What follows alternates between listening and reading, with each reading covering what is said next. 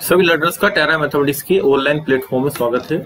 यहाँ प्रिपरेशन करते हैं TGT, PET, NDA, JEE mains के मैथमेटिक्स की। Faculty member NET GATE qualified हैं जो आपको टीच करते हैं। आपको अगर टेट सीरीज या फिर full syllabus video lecture course करना है तो इस नंबर पे कॉन्टैक्ट या व्हाट्सएप कर सकते हैं। लास्ट टर्न पे हमने वेक्टर थ्योरी का जो थ्योरी का कंसेप्ट था वो कंप्लीट किया था। अब उसका हम अप्रोच देखते हैं, प्रैक्टिकल अप्रोच क्या है। तो क्वेश्चन में देखिए आपको क्या दिया गया है, ए क्रॉस बी का whole square plus A dot B का होल स्क्वायर इक्वल टू 144 और ए का मैग्नीट्यूड और बी का मैग्नीट्यूड हम फाइंड आउट करना है। ए का मैग्नीट्यूड 4 दिया है तो यहाँ हमने ए क्रॉस बी का फॉर्मूला लिख दिया और ये ए डॉट बी का फॉर्मूला लिख दिया। अब इनको समझने से पहले, मतलब इसको फर्दर मूव करने से पहले हम आपको अच्छी बता देते हैं कि A vector dot A vector बराबर ए वेक्टर का मॉडुलस इंटू ए वेक्टर का modulus into cos theta cos 0, क्योंकि वेक्टर हमारे पास क्या है, एक दूसरे के पैरेलल है, ए वेक्टर है तो कोस 0 1। तो यहाँ से ए के मॉडुलस का हमारे पास क्या आ गया, मैग्नीट्यूड का स्क्वायर आ गया। अब यहाँ क्या किया मैथमेटिशियन ने, यहाँ पे इसको ए डॉट ए को ए वेक्टर का स्क्वायर लिखना शुरू कर दिया, जैसे कि रियल नंबर के अंदर होता है 3 इंटू 3 बराबर 3 का स्क्वायर। इसी तरीके से यहाँ हालांकि ये जो डॉट हमारे पास है ये आपका वेक्टर प्रोडक्ट है, लेकिन आप ध्यान रखेंगे ये केवल नोटेशन है। किसी भी वेक्टर के स्क्वायर का अपने आप में कोई मीनिंग नहीं है। मतलब वेक्टर के स्क्वायर करना मतलब क्या चीज आप डबल कर रहे हैं, मतलब स्क्वायर आप क्या चीज कर रहे हैं, उसका मैग्नीट्यूड कर रहे हैं या फिर उसका जो डायरेक्शन है स्क्वायर में क्या चीज चेंज होगी, तो उससे कोई हमारे पास उसका कोई सीधा सीधा मीनिंग नहीं है। तो ये केवल नोटेशन के लिए यूज किया गया बार बार, जिससे हमें लिखने में प्रॉब्लम ना हो। तो अब आप क्या करेंगे, इसमें इस फॉर्मूले की तरफ चलेंगे। आप ए वेक्टर क्रॉस एक फॉर्मूला डेवलप करेंगे, हम यहाँ पे इसका स्क्वायर करेंगे तो यहाँ पे ए वेक्टर का स्क्वायर इंटू बी वेक्टर के मॉडुलस का स्क्वायर और यहाँ पे साइन स्क्वायर थीटा और इंटू 1 एन कैप का जब स्क्वायर करेंगे तो N cap dot N cap 1 आएगा, यूनिट वेक्टर है। अब यहाँ पे साइन स्क्वायर थीटा को लिखेंगे 1 माइनस कोस स्क्वायर थीटा। तो यहाँ से फॉर्मूला क्या बनेगा, ए वेक्टर का स्क्वायर बी वेक्टर के मॉडुलस का स्क्वायर माइनस, और ये जब इसके साथ जाएगा कोस स्क्वायर थीटा के साथ तो क्या बन जाएगा, ए बी कोस थीटा, यानी कि A vector dot B vector का whole square A B cos theta. तो यहाँ से एक फॉर्मूला डेवलप हो गया, A vector cross B vector का होल स्क्वायर प्लस इधर आएगा A vector dot B vector का whole square equal to A vector के मॉडुलस का स्क्वायर और बी वेक्टर के मॉडुलस का स्क्वायर। अब यही चीज आपको, ये फॉर्मूला अगर आपको लर्न है, इसको मैं हाईलाइट कर देता हूं और आप अपनी कॉपी में इसको नोट डाउन करेंगे। ये फॉर्मूला अगर आपको लर्न है तो आप इस क्वेश्चन को 20 सेकंड में कर सकते हैं। अब यहाँ इसने क्या दिया, 144 ये वैल्यू दी है गिवन क्वेश्चन के अंदर। ए वेक्टर का मॉडुलस 4 है तो 16 इंटू मॉड ऑफ बी का स्क्वायर, 16 9 जा, तो बी वेक्टर का मॉडुलस आपके पास क्या आएगा, यहाँ पे 3 आएगा, 3 3 या 9, तो आपका आंसर डी सही आएगा। तो देखिए कंसेप्ट के हिसाब से बहुत बड़ा क्वेश्चन नहीं है, बस ये कि ये प्रॉपर्टी जो आपको हमने हाईलाइट करके दिखाई है ये प्रॉपर्टी आपको सीधा लर्न है। नेक्स्ट क्वेश्चन देखिए, डिट प्लस बी का टीयर 1 का क्वेश्चन है 2014 का। क्वेश्चन में आपको क्या दिया है, ए डॉट बी का मॉडुलस। ए डॉट बी का मॉडुलस क्या होता है, ए वेक्टर का मॉडुलस बी वेक्टर का मॉडुलस, यहीं से सीधा अप्रोच बनाएंगे, into cos theta equal to A cross B का जो मॉडुलस होता है ए वेक्टर का मॉडुलस बी वेक्टर का मॉडुलस इनटू साइन थीटा, और एन कैप का मॉडुलस कितना होता है 1। तो ये तो कैंसिल आउट हो गया, यहाँ से tan थीटा इक्वल टू 1 आ गया, तो थीटा की वैल्यू π/4 आ गई, जो कि आपका सी ऑप्शन आंसर है। अब इसको भी आप एज ए स्टैंडर्ड रिजल्ट यहाँ से नोट डाउन कर लेंगे कि जब ये बराबर होगा A dot B A cross B का मॉडुलस बराबर होगा तो थीटा बराबर π/4 होगा। तो ये स्टैंडर्ड रिजल्ट आप अपनी कॉपी में नोट डाउन कीजिए, जो सीधे एप्लीकेबल है। एक पहले क्वेश्चन में बताया था, एक इस क्वेश्चन से डेवलप हो गया। नेक्स्ट क्वेश्चन देखिए, ये भी आपका डिट प्लस बी का पीजीटी का टीयर 2 का क्वेश्चन है। यहाँ पे ए और बी 2 यूनिट वेक्टर दिए गए हैं और वो इंक्लाइंड है π/3 एंगल पे, तब ये मॉडुलस आपको निकालना है। तो ऐसे बहुत सारे क्वेश्चंस हैं जिनमें आपको क्या करना पड़ेगा, ए वेक्टर प्लस बी वेक्टर इसका स्क्वायर लेके चलना पड़ेगा। जब भी क्वेश्चन में इस तरह की चीज पूछेगा तो अपने आप किस पे काम करेंगे, आप स्क्वायर पे काम करेंगे। ये ध्यान देने वाली बात है वेक्टर के क्वेश्चंस के अंदर। अब इसमें आपके पास क्या आएगा, आपको भी बताया था मैंने, ए वेक्टर प्लस बी वेक्टर, इसका स्क्वायर लिख लेंगे इसको, या सीधे भी ओपन कर सकते हैं। फॉर्मूला क्या होता है, ए वेक्टर का स्क्वायर प्लस बी वेक्टर के मॉडुलस का स्क्वायर प्लस ट्वाइस ए वेक्टर डॉट बी वेक्टर। ये फॉर्मुलेशन मेरे पास होती है। अब यहाँ पे इसका मॉडुलस 1 है, बी का मॉडुलस, दोनों यूनिट वेक्टर है तो 1 है, plus twice a dot B का फॉर्मूला क्या होता है, ए वेक्टर का मॉडुलस बी वेक्टर का modulus into cos of theta. अब थीटा इसमें π/3 लिखा है यहाँ पे, अभी मैं थीटा इसमें π/3 नहीं रखूंगा, उसका कारण मैं आपको बता देता हूँ अभी। 2 + 2, ये 1 हो गया, ये 1 हो गया, यहाँ से कोस थीटा आया, यहाँ से 2 कॉमन ले लिया, 1 प्लस कोस थीटा आया, 2 into 2 cos square theta by 2, यानी कि ये आ गया 4 कोस स्क्वायर थीटा बाई 2। तो यहाँ से एक फॉर्मूला आपके पास डेवलप होकर आ गया कि अगर A vector B vector unit vector हैं, अगर A vector B vector unit vector हैं, उनके बीच में एंगल थीटा है, इनके बीच में एंगल थीटा आप ऐसे याद कीजिए, तो ये रिजल्ट आपके पास 2 कोस थीटा बाई 2 आएगा। ये हो गया आपका स्टैंडर्ड रिजल्ट। और ये आपके पास क्या है, ऐसा आप लिख लीजिए इसको कि ए वेक्टर बी वेक्टर का मॉडुलस 1 है, तब इनके एडिशन का जो सम आएगा, यानी कि एक फिगर में आपको बना के दिखा देता हूं कि ये भी यूनिट वेक्टर मेरे पास है और ये भी यूनिट वेक्टर मेरे पास है, या ये यूनिट वेक्टर मेरे पास है, तो जो इनका एडिशन वाला जो वेक्टर आएगा, जिसको हम क्या करते हैं, पैरेललोग्राम के, जो इन दोनों वेक्टर से पैरेललोग्राम बनता है उसके डायगोनल से रिप्रेजेंट करते हैं। तो ये वेक्टर आपके पास क्या हो गया, A vector plus B vector, ये ए वेक्टर है और ये मेरे पास बी वेक्टर है, यानी कि ये मेरे पास बी वेक्टर है। तो ये हमारे पास क्या करता है, ये एंगल थीटा बाई 2 यहां से रिप्रेजेंट होगा, यानी कि इसका जो मॉडुलस आएगा वो 2 कोस थीटा बाई 2 आएगा। तो ये प्रैक्टिकल आपने सीधे सीधे लर्न कर लिया। अब आपके जितने भी क्वेश्चन, जैसा आपको क्वेश्चन ऊपर दिया गया है उसमें आपको अप्लाई करने हैं, तो आप सीधा स्टैंडर्ड रिजल्ट अप्लाई करेंगे कि ए वेक्टर बी वेक्टर जो कि यूनिट वेक्टर है, उनके एडिशन का magnitude 2 cos theta by 2, theta कितना दिया है सर, π/2, तो यहाँ पे 6 आ जाएगा, 32 इंटू यहाँ पे कितना आ गया, 30 कोस 30 √3/2, यानी कि कितना आ गया √3, और √3 कितना आता है 1.732, और ये बड़ा आ गया आपका 1 से। तो आपका option b correct answer. Next question देखिए, यूपी टीईटी 2001 का क्वेश्चन है, ये भी यूपी टीईटी 2001 का क्वेश्चन है। अब ध्यान दीजिए क्वेश्चन में क्या कहा गया है, अगर हमारे पास वेक्टर है ए बी सी और उनके जो मैग्नीट्यूड हैं वो रेस्पेक्टिवली 3, 4, 5 हैं।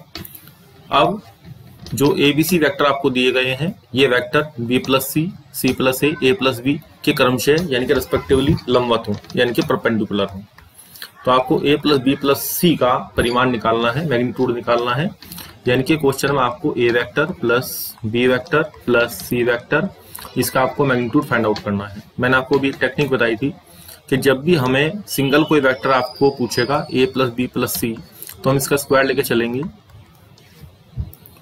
और यही इसके मॉडुलस का स्क्वायर होगा। यहाँ मैं लिख भी देता हूँ, A square A vector plus B vector plus C vector का स्क्वायर बराबर इस वेक्टर के मॉडुलस का स्क्वायर। ये चीज आप बहुत अच्छी तरीके से सीख लीजिए, बहुत जगह कंफ्यूजिंग होती है और आपसे इंटरव्यू में ये चीज खास रूप से पूछी जाती है कि किसी वेक्टर के स्क्वायर में और उसके मॉडुलस के स्क्वायर में क्या अंतर होता है। तो वहां हम कंफ्यूज हो जाते हैं कि वेक्टर के स्क्वायर का, ये जो वेक्टर का स्क्वायर आपने किया इसका मतलब क्या है, तो इसका मतलब कुछ नहीं है, इसका मतलब इस वेक्टर की इस वेक्टर से डॉट प्रोडक्ट है। तो हम क्या कर रहे हैं, क्या किया मैथमेटिशियन ने, कि आपने a इंटू ए लिखा रियल नंबर, तो आप ए स्क्वायर लिखते हैं। तो इसी तरीके से वहां की सिमिलरिटी यहाँ पे जनरेट करने के लिए मैथमेटिशियन ने क्या किया कि इसको डॉट प्रोडक्ट को इस फॉर्मेट में एक्सेप्ट कर लिया। तो ये चीज आपसे एग्जामिनर या इंटरव्यू जो लेते हैं वो पूछना चाहते हैं।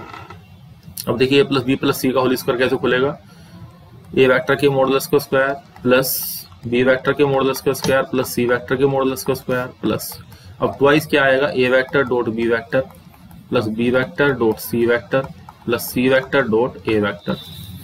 अब ये वैल्यू तो हमें पता है, इनके जो परिणाम वो है परिमाण मैग्नीट्यूड है, तो ये 3 का स्क्वायर 9 और ये 16 और ये 5 का 25 प्लस ट्वाइस।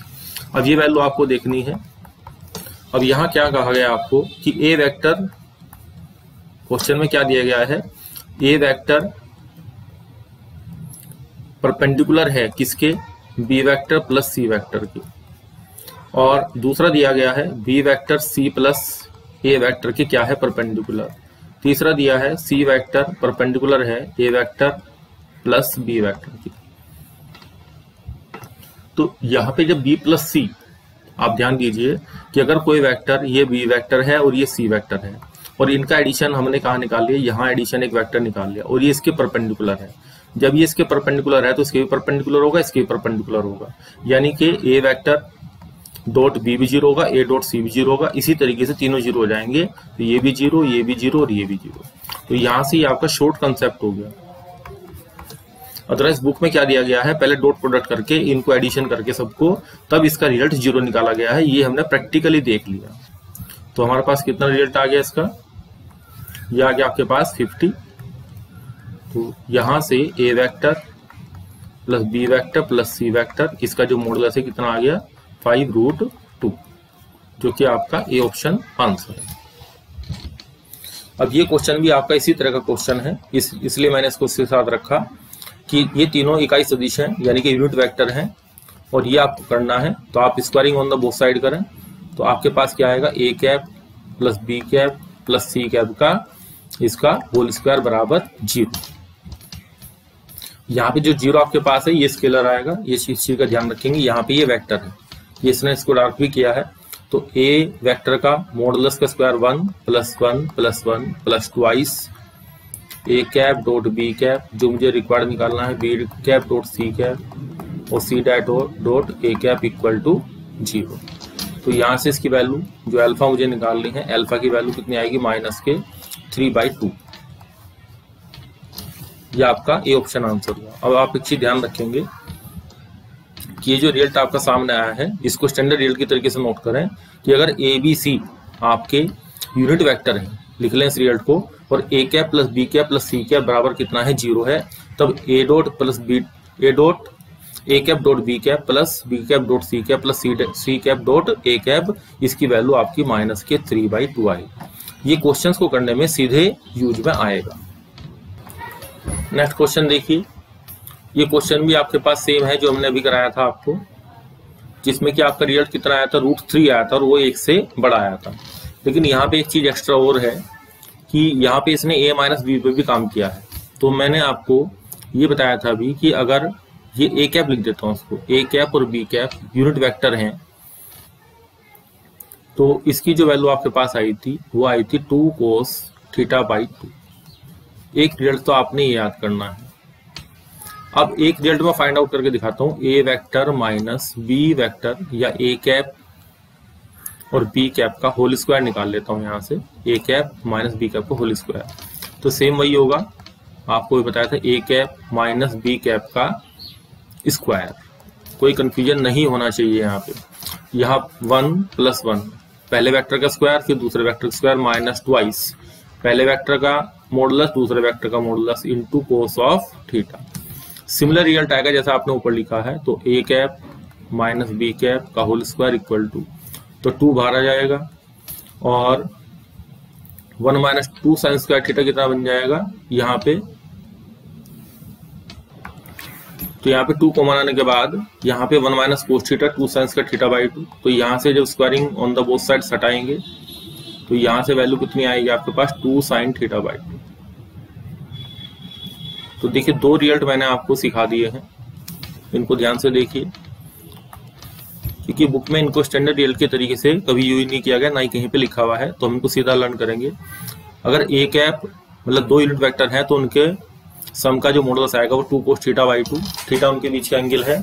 और अगर उनके माइनस का मॉडुलस निकालना है तो माइनस के मॉडुलस में क्या आएगा, देखिए रिजल्ट 2 sin θ/2। अब हम क्वेश्चन की तरफ मूव करते हैं। अब आप क्वेश्चन से थीटा 60 डिग्री रखिए। तो यहाँ से A cap plus B cap equal to 2, और यहाँ पे जब 60 रखेंगे आप तो कितना हो जाएगा, यहाँ पे 60 रखने से फॉर्मूले में 30, और 30 कितना होता है 2 इंटू आपका √3/2, तो √3 आएगा। √3 1.73 होता है, तो हमारे पास क्या आएगा ये क्वांटिटी आपकी 1 से बड़ी आएगी, तो ये रिजल्ट आपका ट्रू हो गया, ये आपका गलत हो गया। लेकिन आपको माइनस पे भी काम करना है। अब आपके पास a cap minus b cap के डिफरेंस का modulus equal to 2 sine theta by 2। अब थीटा हमने 60 रखा तो 30 आएगा। 30 कितना होता है, यहाँ पे 30 आएगा, तो 2 इंटू 1/2, तो ये रिजल्ट कितना आया, 1 आया। इसी वजह से यहाँ जो रिजल्ट आपको दिया गया है 1 से छोटा है 1 से बड़ा, तो ये दोनों गलत हो गए।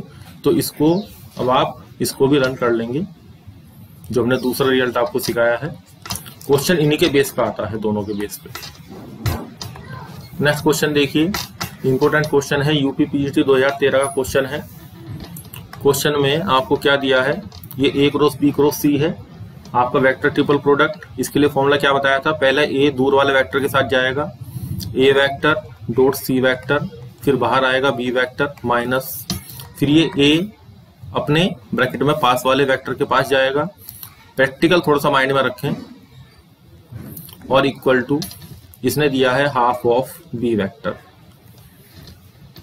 अब आप एक काम कीजिए, इस B वेक्टर को इधर ले आइए B वेक्टर के साथ, तो ये क्या आएगा, A vector dot C vector minus का 1/2, और बाहर आएगा B vector equal to A vector dot B vector, और बाहर आएगा आपका C वेक्टर।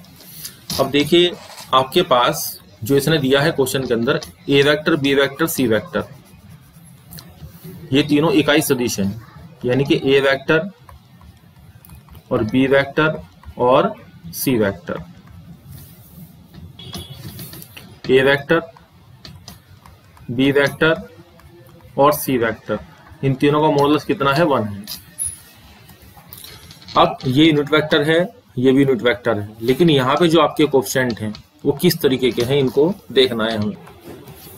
अब यहाँ पे B वेक्टर और C वेक्टर दोनों डिफरेंट वेक्टर होने की वजह से यहाँ पे आपके जो कोएफिशिएंट आए हैं, इन कोएफिशिएंट को क्या होना पड़ेगा, साइमल्टेनियसली 0 होना पड़ेगा। और हमें क्वेश्चन में A और C के बीच का एंगल निकालना है, A और C के बीच का एंगल निकालना है। तो इसको आप 0 करेंगे, A vector dot C vector minus का 1/2 इक्वल टू 0। तो A वेक्टर का modulus 1 into 1 into cos of theta equal to 1/2। तो थीटा की वैल्यू कितनी आ गई आपके पास, π/6 आ गई, π/3 60 डिग्री। तो उसने A और C के बीच का एंगल पूछा, जो हमने थीटा मान लिया था, तो ये आपका π/3 आंसर हुआ। बी ऑप्शन आपका करेक्ट आंसर है। नेक्स्ट क्वेश्चन देखिए, यूपी पीजीटी 2013 का क्वेश्चन है। यहाँ पे एक फोर्स अप्लाई किया गया जो इस पॉइंट पे काम करता है, और इस पॉइंट के अबाउट यानी कि इस बिंदु के प्रत्यय बल का आघूर्ण निकालना है, मोमेंट निकालना है, मोमेंट ऑफ द फोर्स निकालना है। इस पॉइंट P पे, P पॉइंट क्या हमारे पास है, 2i प्लस j और प्लस का 3j। इस पॉइंट पे हमारा फोर्स अप्लाई हो रहा है, और इस पॉइंट पर जो हमारा Q पॉइंट है, इसके अबाउट हमें निकालना है i प्लस 2j माइनस का k। अब यहाँ पे हमें ये r वेक्टर फाइंड आउट करना है। F फोर्स हमारे पास जो है वो 5i प्लस 3j प्लस का 4k। अब जो r वेक्टर आपके पास है वो PQ वेक्टर है। तो यहाँ पे कंफ्यूजन कई बार क्रिएट होता है कि हम इसको P लें या इसको Q लें या इसको Q लें या इसको P लें। तो इसमें एक चीज आपको ध्यान रखनी है, OQ माइनस OP। तो इसमें मैं आपको एक बात बता रहा था कि इसमें एक चीज ध्यान रखनी है कि जिस पॉइंट के अबाउट आप निकालते हैं वो माइनस होना चाहिए। इसका मतलब हमें यहाँ पे PQ ना लिख के QP वेक्टर लिखना चाहिए। तो यहाँ पे ये रिजल्ट क्या आएगा, OP वेक्टर और माइनस OQ वेक्टर।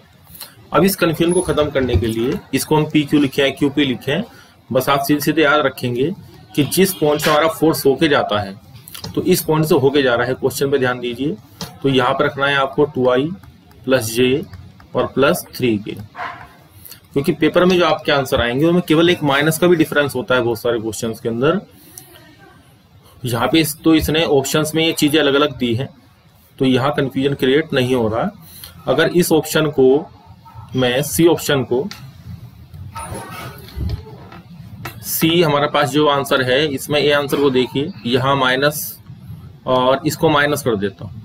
अब इन दोनों ऑप्शंस के अंदर केवल एक माइनस का डिफरेंस है, तो अब देखेंगे आंसर हमारा कौन सा आएगा, उसके ऊपर डिपेंड करेगा। ये आपका आर वेक्टर हमारे पास हो गया, जिस पॉइंट्स पर हमारा फोर्स अप्लाई हो रहा है वो, और माइनस जिस पॉइंट के अराउंड, अब किस पॉइंट के, जो हमें किसके अबाउट निकालना है, इस बिंदु के पड़ते निकालना है, तो आई प्लस 2j और माइनस के, ये फोर्स हम फाइंड आउट करेंगे। तो 2i माइनस आई प्लस j माइनस के माइनस का j, 3 और में से 3 और 1 ये 4, 4k।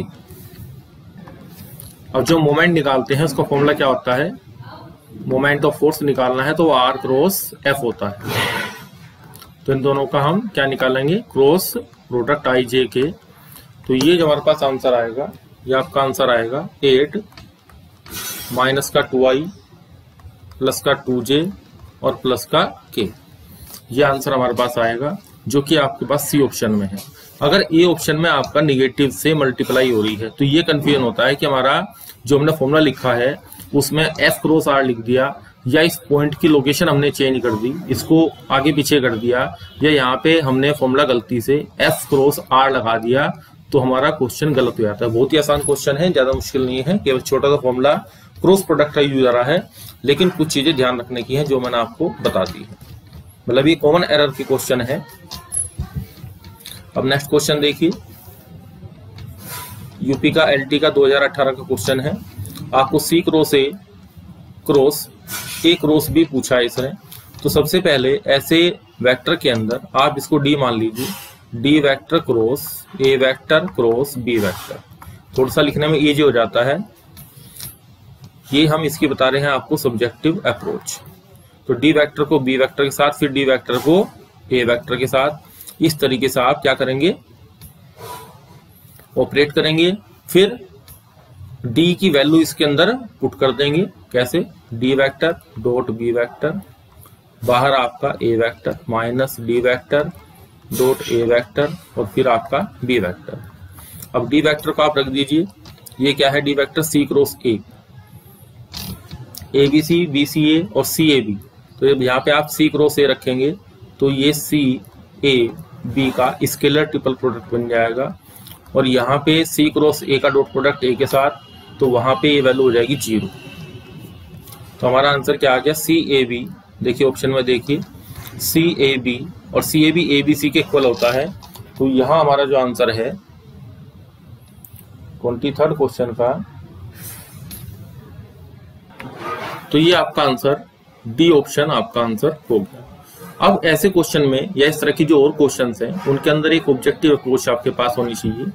आप क्या करें, इसमें ए वेक्टर को आई, बी वेक्टर को जे और सी वेक्टर को के वेक्टर मान लें। अब आप देखिए सी क्रॉस आई, माइंड में कैलकुलेशन करें कि आपको सी क्रॉस क्या निकालना है, सॉरी यहाँ पे सी क्रॉस ए निकालना है। तो सी क्रॉस ए आपको हो जाएगा के क्रॉस आई, तो ये आपको हो जाएगा J cross A cross B, I cross J, और ये हो जाएगा आपका के। आपका जे क्रॉस को ये कितना हो जाएगा, आई। अब आप ऑप्शंस पे ध्यान दें, जो स्केलर ट्रिपल प्रोडक्ट होता है आई जे के का, वो कितना होता है 1। तो हमारा आंसर क्या आना चाहिए था, इसके हिसाब से जो कैलकुलेशन करके वो आपका आई वेक्टर आना चाहिए था। अब आप ऑप्शंस में देख लें कि यहाँ पे जे आएगा, यहाँ पे के आएगा और यहाँ पे आई वेक्टर आएगा, तो तब भी हमारा आंसर आ जाएगा। तो बड़े क्वेश्चंस में, इस क्वेश्चन में तो कोई बहुत ज्यादा मेहनत हमें नहीं करनी पड़ी, ये डी वेक्टर मान के हमने फॉर्मूले को, क्वेश्चंस को यूज कर लिया। लेकिन इससे अगर हम कंपेयर करें तो हमारा जो आई जे के वाला मेथड है ये आपका टाइम रिड्यूसिंग होगा, आपका आधा टाइम कम से कम रिड्यूस कर देगा। और पेपर में हमारे पास मैक्सिमम 1 मिनट होती है क्वेश्चन को करने के लिए। तो अगर आपने 20 सेकंड भी एक क्वेश्चन में बचाया तो आप 15 से 20 क्वेश्चन एक्स्ट्रा अटेम्प्ट करेंगे पेपर के अंदर। यही पेपर को सोल्व करने की स्ट्रेटेजी होती है कि आसान क्वेश्चन को हम थोड़ा स्पीड फास्ट, यानी कि प्रोसेसिंग उसकी फास्ट होनी चाहिए हमारे दिमाग के अंदर। नेक्स्ट क्वेश्चन देखिए, यूपी पीटी 2005 का क्वेश्चन है। डिफिकल्टी लेवल के हिसाब से ठीक है क्वेश्चन, एवरेज से वो है। यहां देखिए आपको क्या कहा गया, a unit vector in the X Y plane, ये आपका एक्स वाई प्लेन है। इस एक्स वाई प्लेन के अंदर एक यूनिट वेक्टर पूछा है इसने आपसे, जो कि एंगल बनाए 45 डिग्री का विद आई प्लस जे। देखिए आई और जे यहाँ होते हैं और ये वेक्टर हमारे पास आएगा आई प्लस जे। अब इससे 45 डिग्री पे जो एंगल बनाएगा हमारे पास वेक्टर वो निकालना है और 60 डिग्री का एंगल वो बनाए किसके साथ 3i माइनस 4j। अब 3 इस पे यहाँ आएगा और माइनस का 4j यहाँ आएगा 3i माइनस 4j। अब दो वेक्टर आपको दिए गए हैं 3i माइनस 4j और i प्लस एक ये वेक्टर एक ये वेक्टर। अब आपको एक वेक्टर ऐसा ढूंढना है जो i प्लस जे से कितना एंगल बनाए। इससे तो बनाए 45 डिग्री का और इससे एंगल बनाए कितना 60 डिग्री का। अब देखिए यहाँ पे जो आपका पहला वेक्टर है जिसको मैंने हाईलाइट कर दिया है, ये जो वेक्टर आपका पहला है ये वेक्टर दूसरा है। अब जो i प्लस जे वेक्टर है आपके पास, ये वाला जो वेक्टर है फिगर पे ध्यान दीजिए, ये 1,1 है, ये पॉइंट 1,1 है। तो यहाँ से इसका जो एंगल आएगा ये आपको साफ पता लग रहा है कि 45 डिग्री आएगा। अब आपका जो वेक्टर है इस वेक्टर से, देखिए मैंने इस क्वेश्चन को ज्योमेट्रिकली सोल्व कर दिया है। इस वेक्टर से 45 डिग्री पे जो एंगल आएगा बनाने वाला वेक्टर या तो y एक्सिस पे आएगा या फिर x एक्सिस पे आएगा। ये तो क्लियर हुआ, यहाँ पे आएगा या फिर ऊपर आएगा। अब हमें इससे 60 पे बनाना है तो यहाँ से जब 60 पे बनाएंगे कोई चीज हम, ये डायरेक्ट तो 60 नहीं है क्योंकि अगर ये 60 होता तो इसके कोफिशिएंट हम जब tan थीटा निकालते, यहाँ से अगर tan थीटा आप निकालेंगे, अगर इसका थीटा मान लेता हूँ इसको, तो ये 4, ये 3 है, ये 4 है, तो ये 4/3 आएगा। और tan अगर 60 ये बनाता तो tan 60, क्योंकि एंगल तो मेरा फिक्स, ये वाला वेक्टर तो फिक्स हो चुका जो एक्स एक्सिस पर लाई कर रहा है, मैं इसको देख रहा हूँ कि ये tan 60 तो कितना होता है √3, तो ये तो बराबर नहीं आए। इसका मतलब ये जो एंगल बनेगा ये तो थीटा है, ये 60 से आगे पीछे है, तो इसका मतलब आपका जो वेक्टर आएगा वो हमारे पास एग्जिस्ट नहीं करेगा। नो सच वेक्टर, हमारा ज्योमेट्रिकल आंसर क्या हुआ, नो सच वेक्टर एग्जिस्ट। तो हमने क्वेश्चन को किस तरीके से सोल्व किया, ज्योमेट्रिकली सोल्व किया, ये इसकी शॉर्टकट अप्रोच हो गई। अब सब्जेक्टिव में आप कैसे करते, आप XY प्लेन में आप क्या मानते, AI प्लस BJ एक वेक्टर मानते और आप फिर कोस थीटा निकालते। कोस थीटा एक बार 45 लेके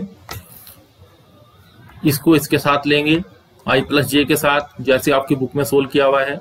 फिर इसको लेते आप 3i माइनस 4j के साथ, फिर एंगल कितना लेते हैं यहाँ पे 60 और यहाँ फॉर्मूला लगाते a vector dot b vector upon a vector का मॉडुलस इनटू b वेक्टर। अब यहाँ से a b में दो इक्वेशन जनरेट हो जाती हैं। अब इनको आप सोल्व आउट करेंगे, x और y की वैल्यू सेटिस्फाई करके देखेंगे। और साथ साथ आपको कंडीशन दी भी गई है कि ये जो वेक्टर आपके पास है वो आपका यूनिट वेक्टर होना चाहिए, तो यहाँ पे a² plus b² equal to 1b होना चाहिए। अब इन तीनों को सेटिस्फाई करने के लिए आप देखिए 3 इक्वेशन पे आपको काम करना पड़ेगा। 2 वेरिएबल हो गए, तो पेपर में अगर आपको सोल्व करेंगे इसको तो 2 मिनट से पहले कितनी भी तेज कर लें तो सोल्व नहीं कर पाएंगे। दूसरा, इतना स्पेस आपके पास नहीं होता। आपके पास देखिए पेपर में केवल इतनी जगह होती है जितनी मैंने क्वेश्चन की ऑप्शन बनाई है, बस इतनी जगह होती है आपके पास सोल्व करने के लिए, यहाँ पे यहाँ पे यहाँ पे। तो जो मेथड हम आपको सिखा रहे हैं उनमें इतनी ही गैप में हमारा क्वेश्चन सोल्व आउट हो जाता है, यानी कि कुछ चीजें आपको मेंटली करनी है। यही लर्निंग है टेरा मैथमेटिक्स के अंदर, जो हम अपने पर्सनल जो हमारा एक्सपीरियंस है वो आपके साथ शेयर कर रहे हैं। अब ये देखिए यूपी पीटी 2004 का क्वेश्चन है, डिफिकल्टी लेवल के हिसाब से अच्छा क्वेश्चन है, मेरिट मेकिंग क्वेश्चन है। हम क्या करेंगे, यहाँ से इनके स्क्वायर करना शुरू करेंगे। ये सारे यूनिट वेक्टर हैं, यहाँ पे क्वेश्चन में a cap b cap c cap होगा, यूनिट वेक्टर है क्योंकि यहाँ कैप लगा हुआ है।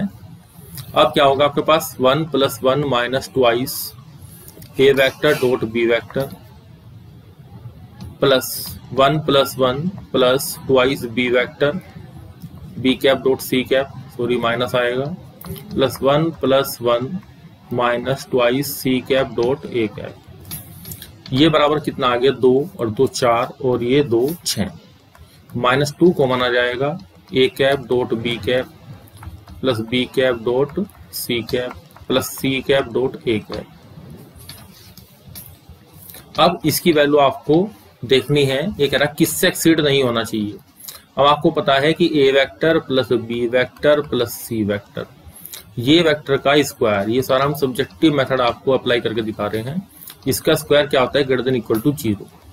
तो यहाँ पे ये सारे यूनिट वेक्टर ले लीजिए आप, कोई दिक्कत नहीं है। तो 1 प्लस 1 प्लस 1 प्लस ट्वाइस, यहाँ पे वही बनेगा A cap plus B A dot A cap dot B cap plus B cap dot C cap plus C cap dot A cap और ग्रेटर देन इक्वल टू 0। इसको मैं alpha मान लेता हूँ। यहाँ देखिए, इसको ये दोनों चीजें सेम है, इसको मैं अल्फा मान लेता हूँ। तो alpha greater than equal to minus के 3/2 आ गया। अब यहाँ पे क्या कीजिए, -2 की मल्टीप्लाई कीजिए, माइनस का 2।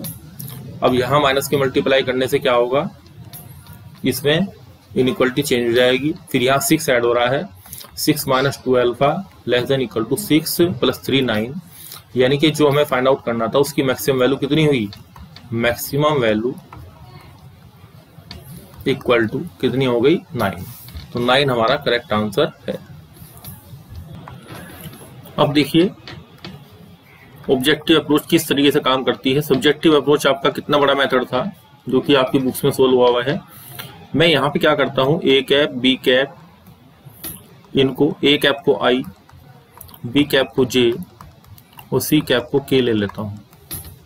अब आपका आई माइनस जे निकाल लेता हूँ, ये कितना आएगा, इसका स्क्वायर निकाल लेता हूँ। तीनों का सेम सेम आएगा तो 1 + 1 और माइनस का कितना आएगा यहाँ पे, minus twice I dot J. तो यहाँ पे जब कोस 90 करेंगे तो 0 आ जाएगा। तो यहाँ से आई माइनस जे, इसकी वैल्यू आ जाएगी मॉडुलस की √2। स्क्वायर करना है, यहाँ पे स्क्वायर ही करना था तो ये वैल्यू 2 आ गई। इसी तरीके से j - k की आएगी, इसी तरीके से c - k की आएगी। तो इसका मतलब क्या हुआ कि यहाँ पे जब आप वैल्यू फाइंड आउट करेंगे तो 2 + 2 + 4 सॉरी 2 + 2 + 2, तो तीनों वैल्यू कितनी आ गई है, 6 आ गई वैल्यू।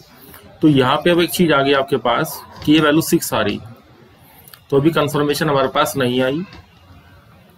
तो यहाँ से एक चीज तो होगी, 4 तो कभी भी आंसर नहीं होगा। अब एक काउंटर एग्जाम्पल मैं आपको और देता हूँ, उसकी वजह भी बताऊंगा कि इसको मैं क्यों चेक कर रहा हूँ इस तरीके से। इसको जे कैप लो और सी वेक्टर को आप माइनस का आई कैप लो, क्योंकि आप एबीसी यूनिट वेक्टर कुछ भी ले सकते हैं। अब आप a - b निकालेंगे तो i - j का होल स्क्वायर ये 2 आएगा, प्लस फिर j + i निकालेंगे, इसके मॉडुलस का स्क्वायर, इसका भी 2 आएगा, प्लस।